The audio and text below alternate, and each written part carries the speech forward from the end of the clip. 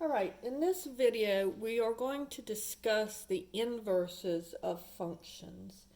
And we're going to see what an inverse of a function is. We're going to see how that one function undoes another function. We'll discuss the domain and the range. We'll look at graphs, we'll look at formulas, and we'll look at sets um, of coordinate pairs. So let's first start with the definition of an inverse. So remember how when we first started talking about functions, we said that it was an input-output machine. And on this one, what we're going to do is we're going to put our x into our function. And then we're going to have another function. You'll get our answer. We'll take y, and we'll take that y and put it into our inverse function. And then we will get out x. So we're going to put in x and get out x when it goes through both of the functions. And notice that this little symbol here stands for f inverse. It does not mean the reciprocal function. You know how if you have x to the minus 1, that means 1 over x. That f, this is I don't know why they use the little negative 1, but it stands for the inverse function. So let's look at a couple of examples of inverse functions. So let's say that f of x is equal to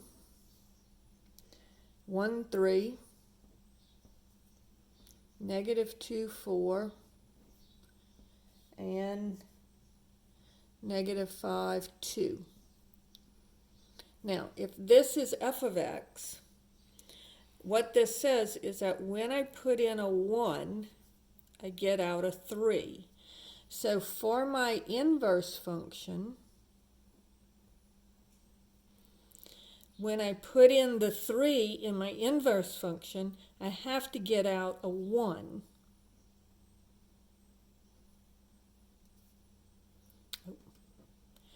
When I put in a negative 2 into my original function, then I will get out a 4.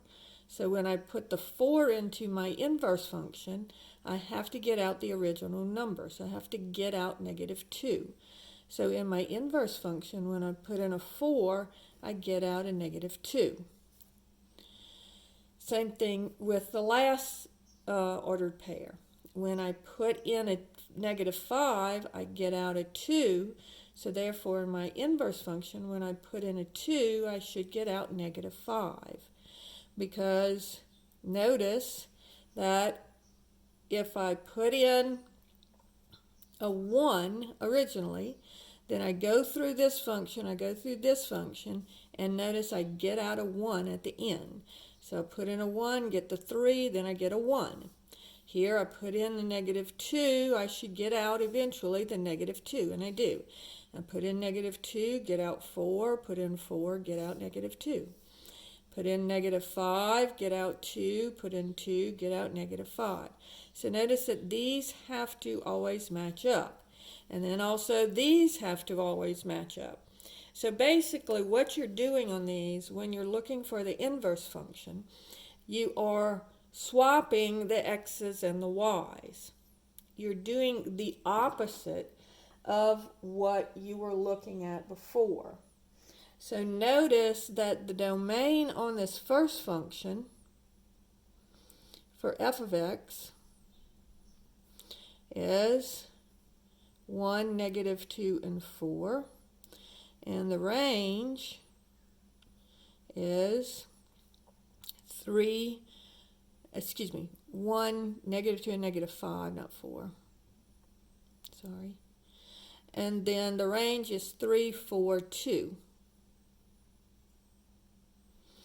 And for f inverse of x, the domain is your possible x values. So it's 3, 4, and 2. And your range is 1, -2, -5. So notice that the domain of the first one becomes the range of the second one. And the range of the first one becomes the domain of the second one. They switch because what are you doing? You're switching your x's and your y's. You're flipping them over and switching the values. And so when you switch the x's and the y's, the domain becomes the range, and the range becomes the domain, because this is the possible x values here and the possible y values here. This is the possible y values for the first function, and so they become the possible x values for the second function. And so that's basically what the domain and the range are for inverse functions. Now let's look at graphs. So if I have a graph that has the point, let's just do a line. So this would be the point 0, 2.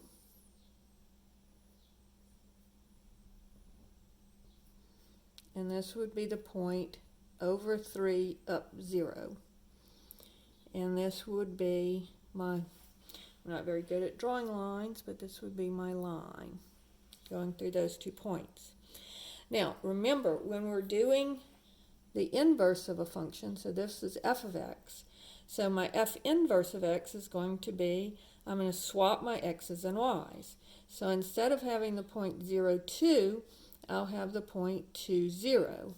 And instead of having the point 3, 0, I'll have the point 0, 3. So I'm just swapping my x's and y's just like I did up here. So if I do that, notice I have over 2 up 0 and over 0 up 3. And so my new line looks like this. So you're swapping your x's and y's. Let's look at a parabola.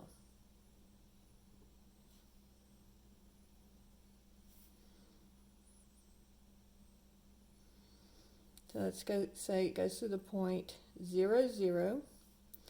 It goes through the point 1, 1. And it goes through the point 2, 4. Right? So my new points are going to be 0, 0 and 1, 1, because swapping those is the same thing. But then this new value will be 4, 2. And so when I draw that one, I get 0, 0, 1, 1, and then 4, 2.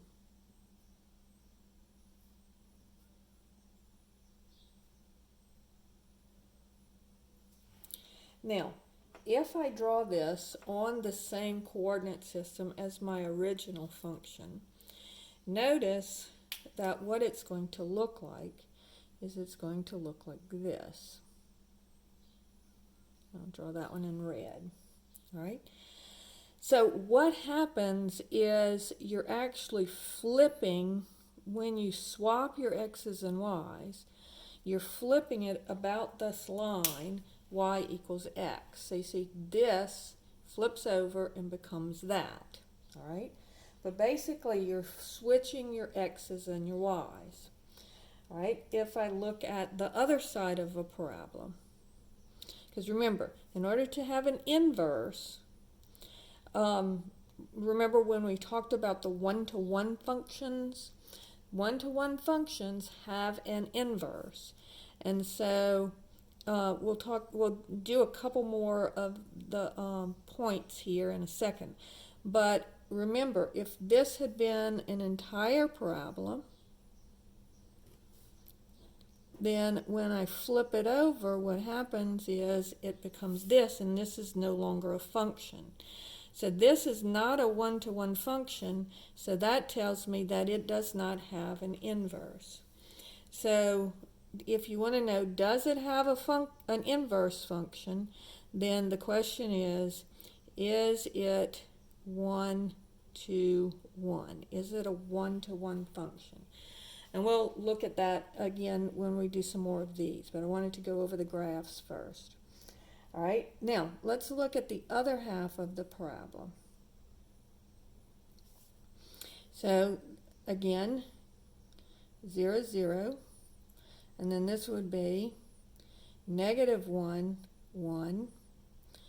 So over -1, up 1, and then over -2, up 4. Now let's see what happens here. So my new points are going to be 0, 0, 1, -1, and 4, -2. So I'm swapping my x and y's from these points. So over 0, up 0, over 1, down 1, and over 4, down 2. And so again, this parabola, this half of a parabola, becomes half of a sideways parabola. Okay, so here it's hugging the x-axis, here it's hugging the y-axis. Now, again, if I draw this on the same coordinate system, it would look like this. And again, notice that if I flip it about that line, y equals x, you see how it flips about the line. So the first quadrant stays in the first quadrant, but the second quadrant moves to the fourth quadrant. And the same way, the fourth quadrant would move to the second quadrant. All right. Now let's do one where it's upside down parabola. So you can see that. So let's see, we're doing this parabola here. So we'll have the point 0, 0, and then we'll have the point -1, -1, and then we'll have the point over -2, down 4. So this will be -2, -4. So now I'm going to swap those points. So that would become, swap the x's and the y's, 0, 0, and then -1, -1, still going to be -1, -1. But here, when I do -2, -4, swapping the x's and the y's, it would be -4, -2. So that one would look like, so 0, 0, -1, -1, and -4, -2. And so again, this half of a parabola becomes half of a sideways parabola.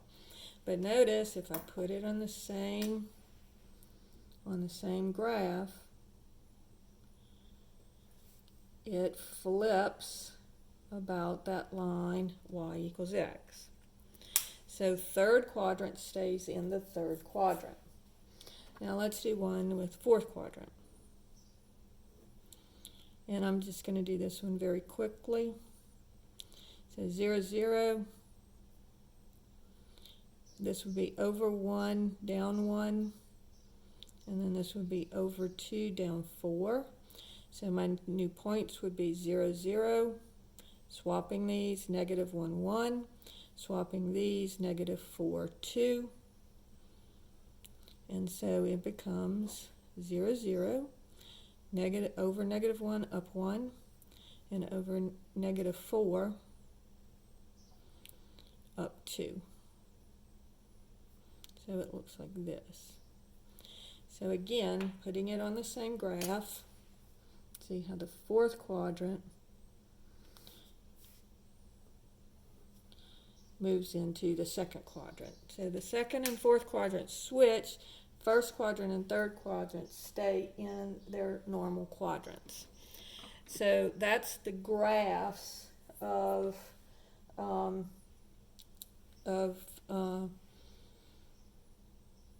other functions. And we'll come back to this again in a second. Now let's look at formulas. Okay, so when we're looking at formulas, if I have f of x is equal to x plus 2, so this is saying that I want to take the value and add 2 to it. So if I'm adding 2 to a number in this formula, then what do I have to do here? Well, the opposite of adding 2 is subtracting 2. So f inverse of x would be x minus 2. Now, notice that if I compose those two functions, so this is my first problem for formulas. So first I'm going to do f composed with f inverse of, and let's do a number here, 3. All right? So if I put in a 3, what I should get out should be a 3. All right? So if I say f of, remember how to compose the functions, this would be f inverse of 3. And so this becomes f inverse of 3 would be 3 minus 2. So that would be f of 1. And then plugging the 1 in to my original formula, I have 1 plus 2, and I do get out 3. So notice I started with 3, and I got out 3. Now let's compose them in the other direction. And in this case, instead of composing them with a specific number, I'm going to compose them with x. So this would be f inverse of f of x. And so first, plugging in x plus 2, f of x is equal to x plus 2. Then I'm going to take that and plug it in here. So that would be x plus 2 minus 2. Then dropping my parentheses would be x plus 2 minus 2, and the two 2's would cancel, and I would have x. So notice, no matter what value of x I put in, I would get the same value of x when I take it out. So they are inverses of each other. Okay? If I look at problem number 2, if I have f of x is equal to 3 times x, well, what's the opposite of multiplying something by 3? Well, dividing something by 3. So that would be x divided by 3. And again, if I compose those functions, this would be f inverse.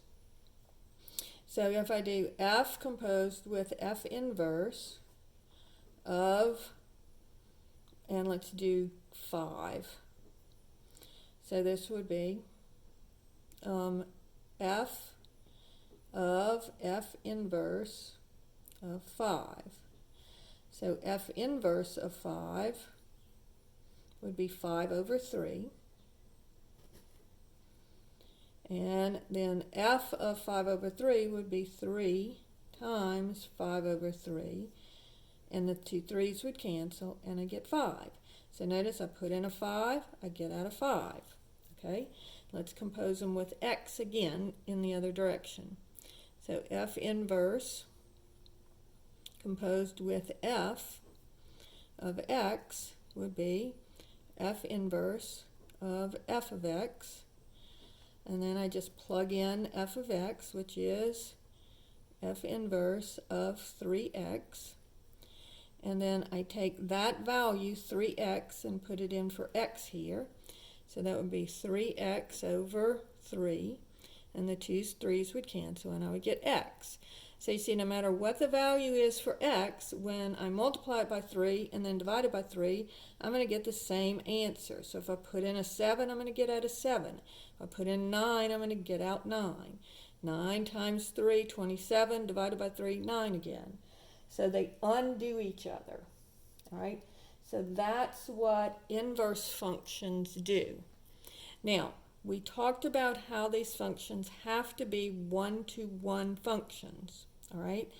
So if I have, let's look at some more coordinate pairs.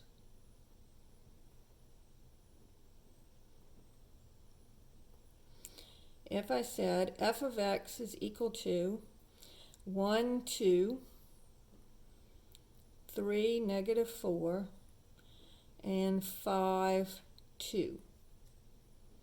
Notice that this is a function, okay?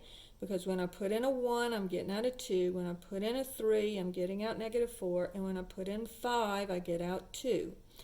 All right, so if I want to look at the inverse function here, I just swap my x's and y's. So this would be 2, 1, negative 4, 3, and 2, 5.